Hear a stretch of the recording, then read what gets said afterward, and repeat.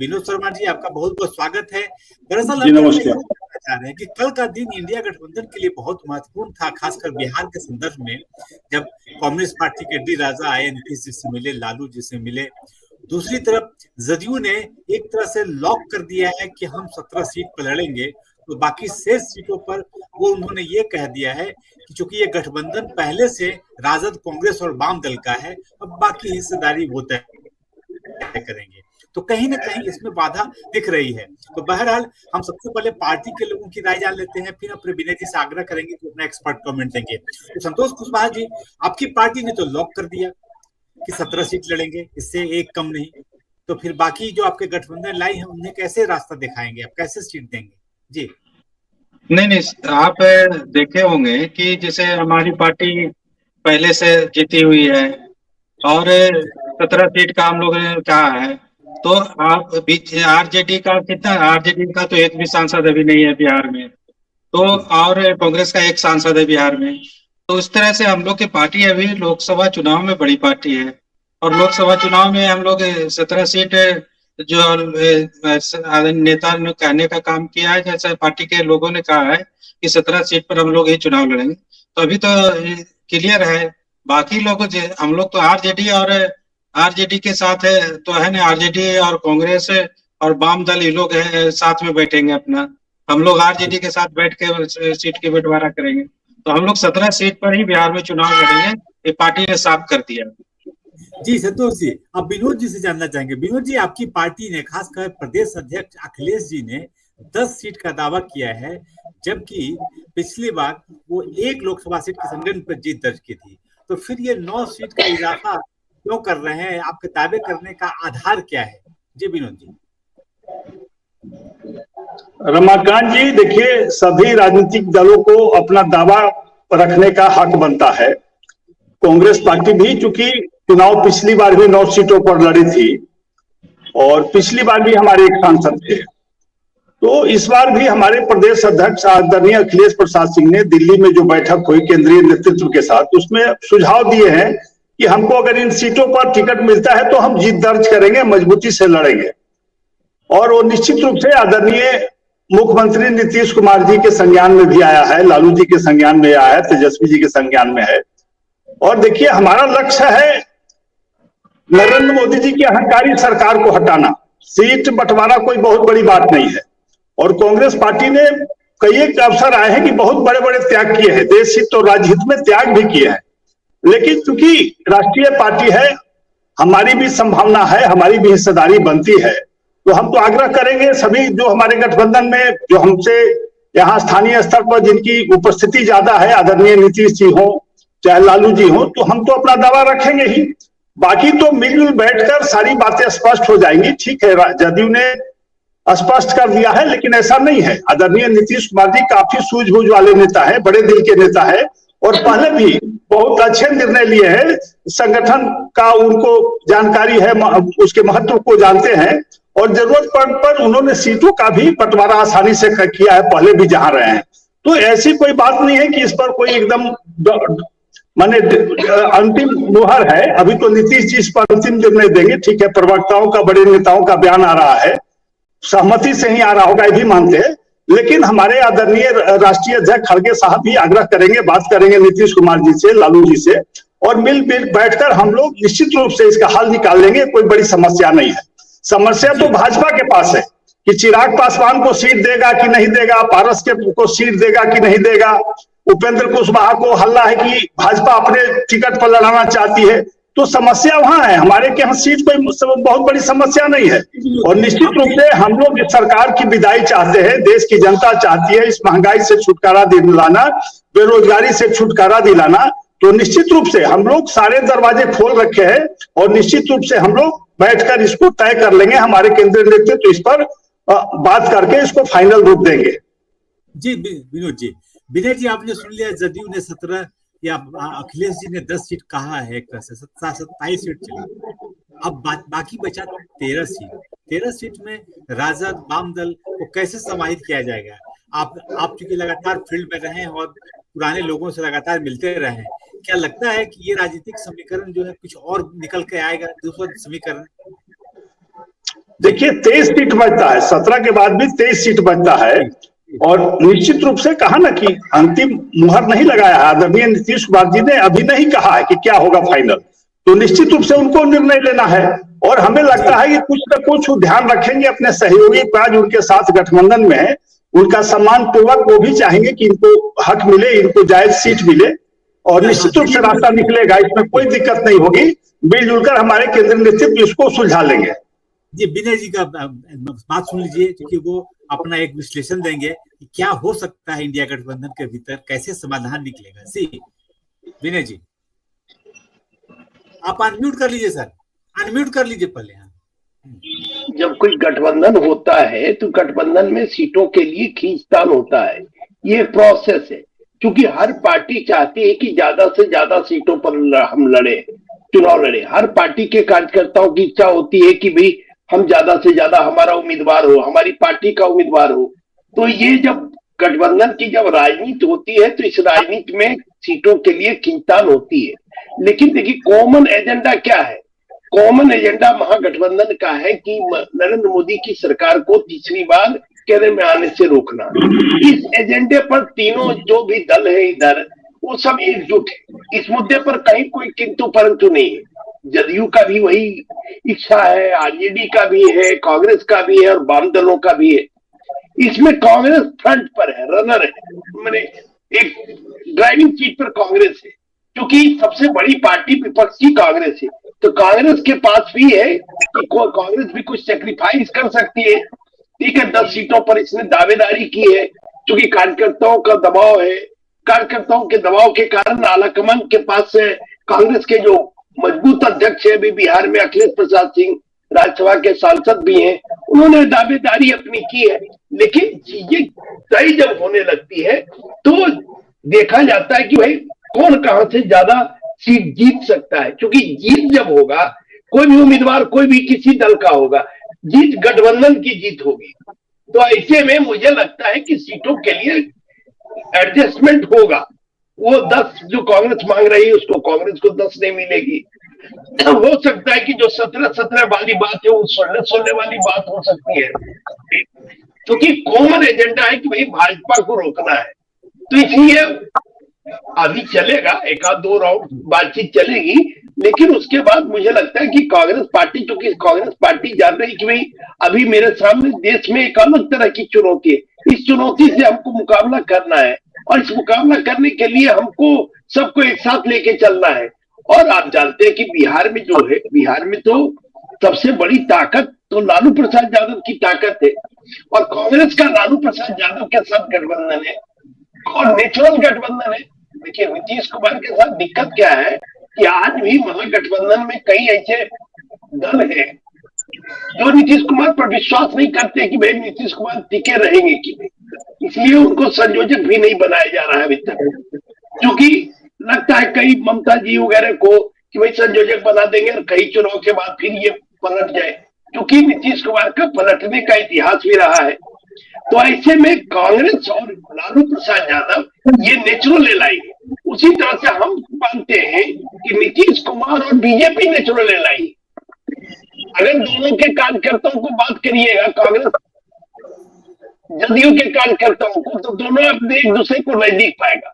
उसी तरह से कांग्रेस और आरजेडी के कार्यकर्ताओं से बात करिएगा, ये दोनों को नजदीक अपने को पाएगा। इसलिए मुझे लगता है कि लालू प्रसाद यादव सीटों को जो कांग्रेस का उचित सम्मान है, उचित सम्मान वो देंगे, और कांग्रेस जितनी सीटें चाहती है उतना तो नहीं, लेकिन सम्मानजनक सीट कांग्रेस को जरूर लालू प्रसाद यादव देंगे।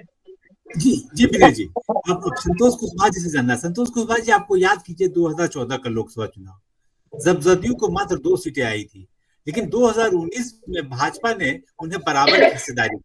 भाजपा एक बड़े लक्ष्य की ओर थी, इससे सैक्रिफाइस की। आपके नेता नीतीश कुमार जी एक बड़े लक्ष्य की ओर हैं, वो नरेंद्र मोदी को अपदस्थ करना चाहते हैं। ऐसे में क्या लगता है कि वो भी अपना बड़ा दिल दिखाएंगे ताकि और जो अन्य दल हैं वो एडजस्ट कर सके? जी आपको बता दें कि नीतीश कुमार जी ने बड़ा दिल दिखाया। पूरे देश के लोगों, विपक्ष के लोगों को बिहार में बुलाकर गठबंधन की पहली बैठक कराने का काम किया नीतीश कुमार जी ने। तो बड़ा दिल है ना, एकजुट। सभी प्रदेश के में जा कर सभी को निमंत्रण दिए, कौन दिया? नीतीश कुमार दिए। सभी लोग बिहार आए पहली बैठक में, इंडिया के अलायंस का पहली बैठक बिहार में हुआ, पटना में हुआ। तो नीतीश कुमार की ओर से भाजपा को देश से भगाने का और खदेड़ने का काम के लिए नीतीश कुमार काम कर रहे हैं, लगातार काम कर रहे हैं। और विजय जी जहां तक बोल रहे थे, इनका एक जवाब दे दूं कि नीतीश विपक्ष के दल भी नीतीश कुमार जी पर विश्वास नहीं करता है। उनका एक जवाब मैं दे दूं कि नीतीश कुमार जी तो स्थिर है, स्तंभ है। कभी आरजेडी और कांग्रेस के लोग आ जाते हैं, कभी बीजेपी के लोग आ जाते हैं, नीतीश कुमार तो वही है। नीतीश कुमार बिहार के चेहरा है, बिहार के मुख्यमंत्री है। जुड़ना तो और हटना भाजपा और आरजेडी के लोग में होता है। लेकिन आप नीतीश कुमार बिहार के लिए एक चेहरा है। नीतीश कुमार के बगैर बिहार में, चाहे हिंदी पट्टी में नीतीश कुमार के बगैर जीतना और भाजपा को भगाना और भाजपा जैसे ताकतों से लड़ना, जो आज एकदम उतारू है इस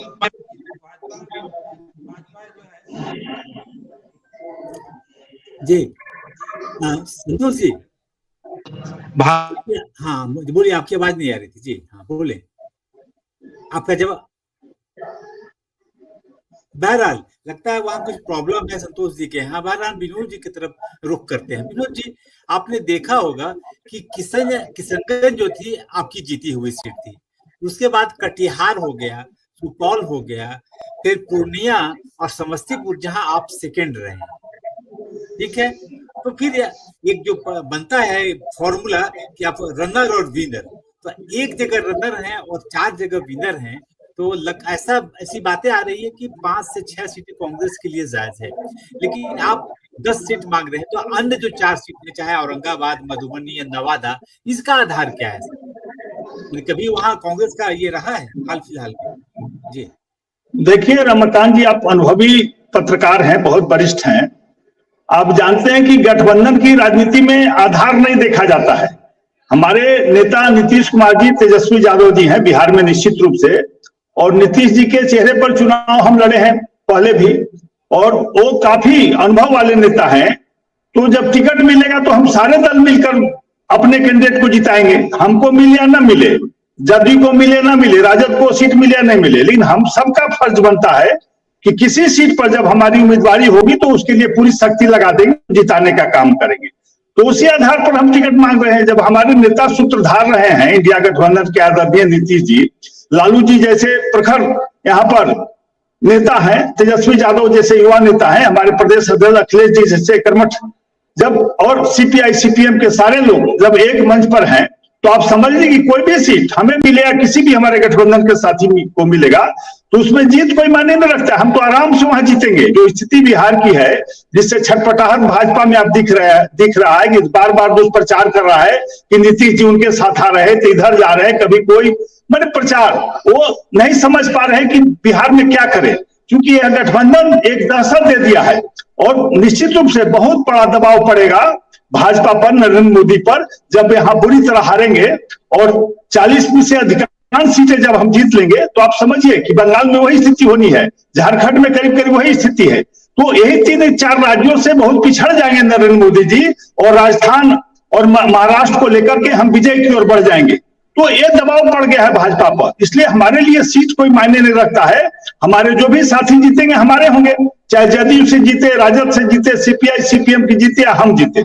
जो सच्चाई है कि हम लोग एक होकर लड़ेंगे, हर स्थिति में लड़ेंगे। आदरणीय नीतीश कुमार जी निश्चित रूप से बिहार के सबसे बड़े चेहरे हैं, और उन पर हम लोग को फक्र है कि उन्होंने इसकी शुरुआत की है इंडिया गठबंधन की। नरेंद्र मोदी जी से वो चूंकि जनमानस के नेता हैं, वो चाहते हैं कि छुटकारा मिले, तो उन्होंने इसकी शुरुआत की है। तो चाहेंगे कि सभी साथियों को सम्मान दें, उनको हम पूरी तरह से एक साथ लेकर चले, और हमें पूरी आशा है कि ये लोग मिलजुल कर कांग्रेस को भी सम्मानजनक सीटें देंगे। जी विनय जी, जदयू के नेता विजेंद्र यादव जी ने कुछ और बातें कही है। उन्होंने कहा कि एक संभावना ये बन सकती है कि हम कुछ जीती हुई सीट को फेर बदल में हम अपने साथी दल को दे सकते हैं। तो आपकी जानकारी में ऐसे कौन कौन लोकसभा सीट है जहां जदयू अपने जीती हुई सीट देगी? राजद को या कांग्रेस को या जी। अनम्यूट कर ले सर, अनम्यूट कर ले। सीट जो सीट जदयू जीती है उनमें ज्यादातर सीटों पर आरजेडी का वर्चस्व पहले रहा है। अब देखिए जहानाबाद की सीट 13,000 वोट से आरजेडी वहां चुनाव हारा है पिछले लोकसभा चुनाव में, वहां बहुत मजबूत उम्मीदवार आरजेडी के। बांका की सीट वहां पर जदयू के गिरधारी यादव अभी एमपी है, लेकिन वहां कद्दावर नेता जयप्रकाश यादव केंद्रीय मंत्री रहे हैं और अपनी एक उनकी प्रतिष्ठा रही है जयप्रकाश यादव की। 80 में वो भी बने थे, पहली बार मिले, और एक बिहार का जाना माना चेहरा जयप्रकाश यादव है। इसी तरह से मधुबनी की सीट आप उधर से अब्दुल बारिश सिद्दीकी उधर से उम्मीदवार बन सकते हैं, वो भी इस सीट आरजेडी चाहेगी। उसी तरह से सीवान की कई सारी सीटें हैं, लेकिन सारी सीटें तो एक्सचेंज नहीं होगी, कुछ सीटें एक्सचेंज होगी जहां पर लगेगा कि आरजेडी को कि ये सीट हमको मिलना चाहिए। क्योंकि देखिए गठबंधन की राजनीति में क्या है कि गठबंधन की राजनीति में आप सब है तो आपको 40 सीट देखना पड़ेगा समग्रता में। तमाम दलों के कार्यकर्ता एक दूसरे को जिताने में मशगूल रहते हैं, हम भाई 40 के 40 जीते। आज देखिए चिराग पासवान का बयान आ रहा है कि एनडीए 40 का 40 जीतेगा, भाई वो लड़ेंगे 5 या 6 सीट पर चिराग पासवान, लेकिन कह रहे 40 जीतेंगे। तो उसी तरह से यहाँ महागठबंधन में जो भी लोग हैं, कांग्रेस के भी लोग हैं या जदयू के लोग हैं, ये लोग तो सब लोग इन लोगों की इच्छा होगी कि भाई हम भी 40 के 40 जीते, चाहे वो दल कांग्रेस का हो या बीजेपी का में कांग्रेस का हो, आरजेडी का हो, वामपंथी का हो या जदयू का हो। और देखिए नीतीश कुमार तो भाई नीतीश कुमार की योग्यता पर, नीतीश कुमार की काबिलियत पर तो कोई आप उंगली नहीं उठा सकते हैं, नीतीश कुमार की ईमानदारी पर कोई उंगली नहीं उठा सकते, लेकिन नीतीश कुमार और ये महागठबंधन के वो जन्मदाता है, विपक्षी एकता के वो जन्मदाता है, लेकिन उनके साथ जो बर्ताव किया जा रहा है उसकी बात की है। तो इनका कहना था भाई नीतीश कुमार स्थिर तो ठीक है नीतीश कुमार, लेकिन उनके साथ क्या भाई इनको संयोजक बेंगलोर में ही घोषित कर दिया जाना चाहिए था, पटना की मीटिंग के बाद वही घोषित कर दे, क्योंकि नीतीश कुमार लीड ले रहे थे और जब वो लीड लेना शुरू किए बार बार नीतीश कुमार कह रहे हैं भाई विलंब हो रहा है, विलंब हो रहा है, और आज भी विलंब हो रहा है। देखिए इंडिया गठबंधन में था कि 31 तक सीट फाइनल हो जाएगा, आज तक अभी तक सीट फाइनल नहीं हो पाया। तो एक तरफ आप है, दूसरी तरफ आपको लड़ना किससे है? नरेंद्र मोदी से लड़ना है, जो जिनका एक तरह से आप कह सकते हैं अयोध्या का मामला, मंदिर का मामला तेजी से चल रहा है, हर जगह अक्षत बांटा जा रहा है। अक्षत क्या है? एक तरह से रोड बनाने की कार्रवाई है, उसमें वो लगे हुए, उनका पन्ना प्रमुख तैयार है, उनका नीचे जमीन स्तर पर कार्यकर्ता तैयार है, क्योंकि वो भारतीय जनता पार्टी 24/7 की पार्टी है, हर समय नरेंद्र मोदी और अमित शाह चुनावी मोड में रहते हैं, तो भाई मुकाबला उनसे करना। और नीतीश जी क्योंकि लंबे समय तक बीजेपी के साथ रहे, तो बीजेपी के कार्य प्रणाली से नीतीश कुमार अवगत है और नीतीश कुमार जानते हैं कि हम ही तोड़ कर सकते हैं। भाई अगर ये विपक्ष का आप चेहरा की बात करिएगा तो नीतीश कुमार का तो वही यूएसपी है ना जो नरेंद्र मोदी का है। नीतीश कुमार भी ईमानदार है, नरेंद्र मोदी भी ईमानदार है, नीतीश कुमार भी परिवारवाद से ऊपर है, नरेंद्र मोदी भी परिवारवाद से ऊपर है, तो इधर बड़ा चेहरा तो नीतीश कुमार है। लेकिन इनको प्रोजेक्ट करने में या इनको आगे लाने में आज भी इंडिया गठबंधन देर कर रहा है, जिसके कारण कई परेशानियां हो रही और कहीं न कहीं ये नाराजगी जदयू के नेता बार बार प्रदर्शित कर रहे हैं। भाई अगर चेहरा बना देते एक दो सीट के लिए थोड़े नीतीश कुमार, लेकिन अगर नीतीश कुमार बिहार में इन्हीं 16-17 सीट पर नहीं लड़ेंगे तो देश में तो इनकी कोई बहुत बड़ी ताकत है नहीं।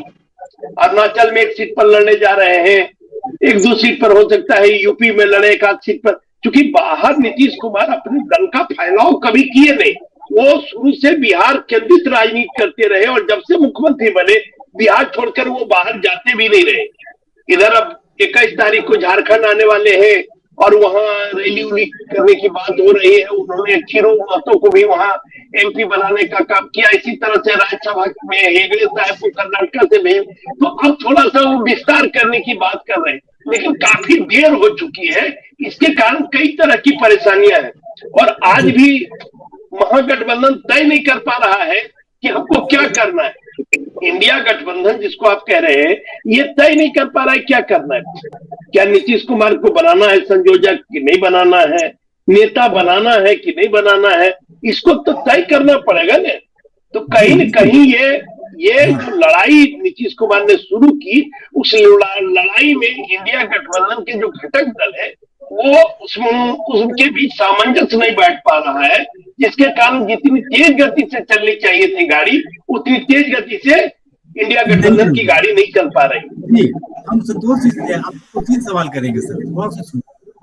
केसी त्यागी जी ने कहा कि कांग्रेस अनावश्यक दबाव डाल रही है। केसी त्यागी जी ने कहा कि अधीर रंजन का बयान वो लगता है जैसे कि भाजपा के पाले में जाने जैसा है। केसी त्यागी जी ने कहा सांगठनिक स्तर पर भाजपा बहुत आगे है, ये हमारी चिंता का विषय है। तो कहीं ना कहीं ये लग रहा है कि इंडिया गठबंधन में कुछ ऐसी चीजें घट रही हैं जो उन्हें जुड़ने में, उन्हें मजबूत करने में कहीं ना कहीं वो कह सकते हैं कि असहायक दिख रही है। जी संतोष जी। देखिए, वैसा कोई मामला नहीं है, वैसा कोई मामला नहीं है चंदन जी कि हम लोग को अलायंस में कहीं मतभेद है। ऐसा कोई सीट का बंटवारा में तो होते रहता है। सीट का बंटवारा में कोई दावा ठोकता है कि हम 10 सीट पर लड़ेंगे, 9 सीट पर लड़ेंगे। सीट का बंटवारा अलग चीज है। और जहां तक भाजपा को, हम लोग को देश के खदेड़ने का सवाल है, देश से जो ताकत है, भाजपा की ताकत, उसको खत्म करने की सवाल है। उस पर हम लोग एकजुट हैं। आज देश में क्या माहौल है? देश में कट्टरवाद फैलाया जा रहा है। कट्टरवाद फैला के पोलराइजेशन करने का उपाय भाजपा के लोग कर रहे हैं कि वोट का कैसे हमारा पोलराइजेशन हो। एक तरफ है आप मंदिर मस्जिद करके पोलराइजेशन कर रहे हैं। तो आज सवाल मंदिर मस्जिद का नहीं है।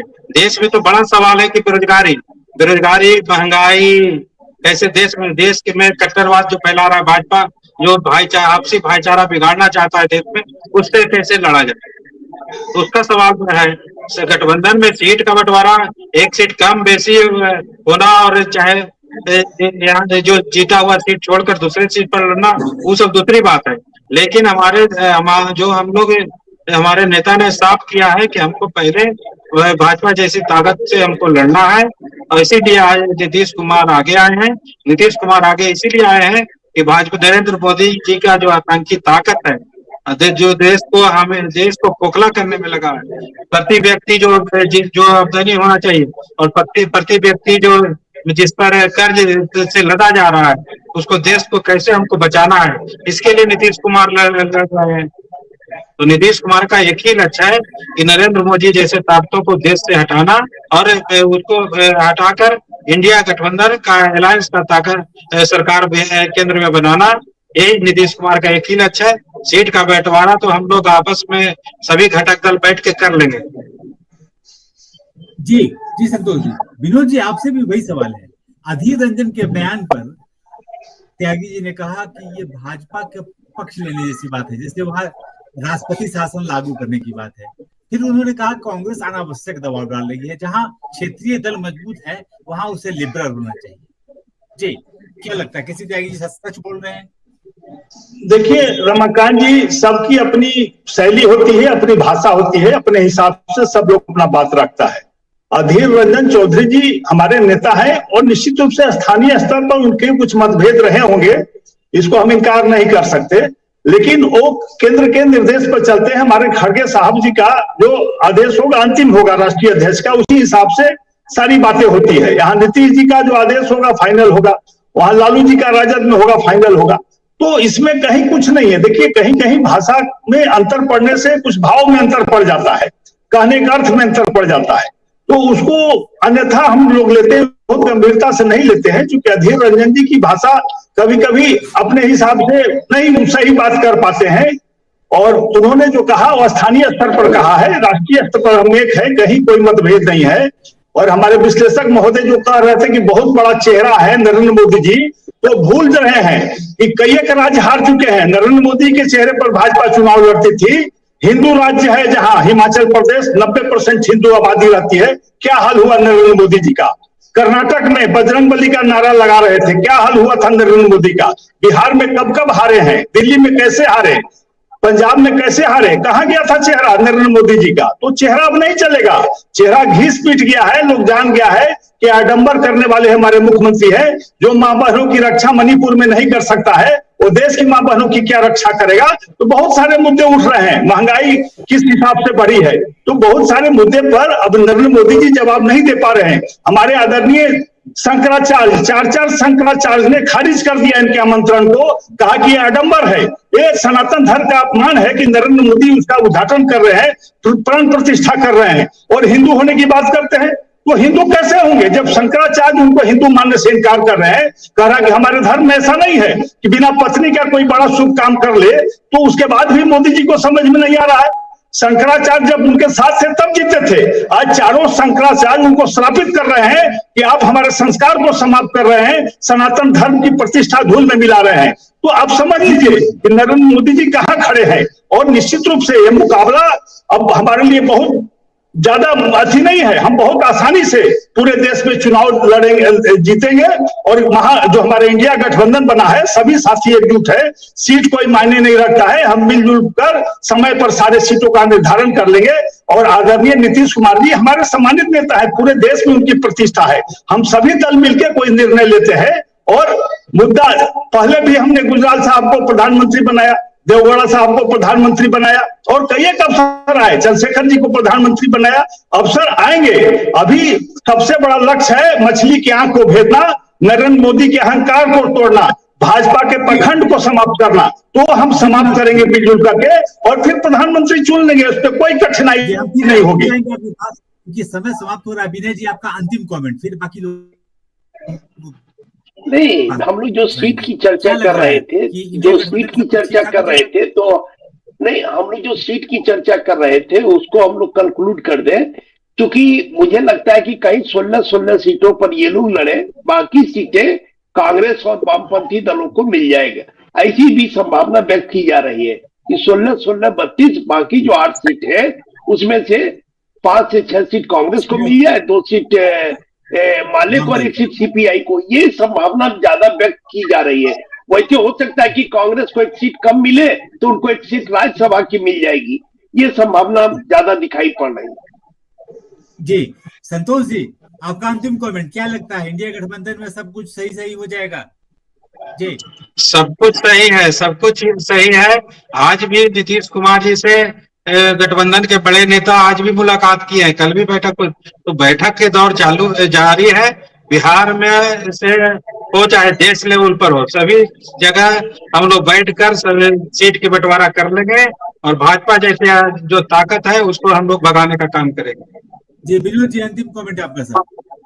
विनोद जी, देखिए, हम लोग एक है, अहंकार को तोड़ना है, अहंकारी सरकार को भगाना है और जनता के लिए काम करना है। हम लोग जनता के लिए समर्पित है, जनता के लिए काम करते रहेंगे।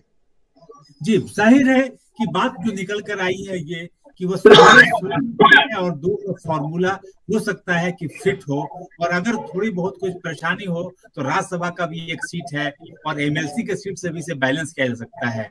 बहरहाल अभी बातचीत हो रही है, बात में मतभेद हो रहा है, लेकिन मनभेद नहीं है, ये कहना है हमारे कांग्रेस और जदयू के प्रवक्ता का। तो बहरहाल आगे आने वाली बैठक में देखते हैं कि सीट शेयरिंग को लेकर के इंडिया गठबंधन कितने अपने आप को पुख्ता रूप से मजबूत करता है। तब दोस्तों फिर मिलेंगे आपके साथ नए सवाल।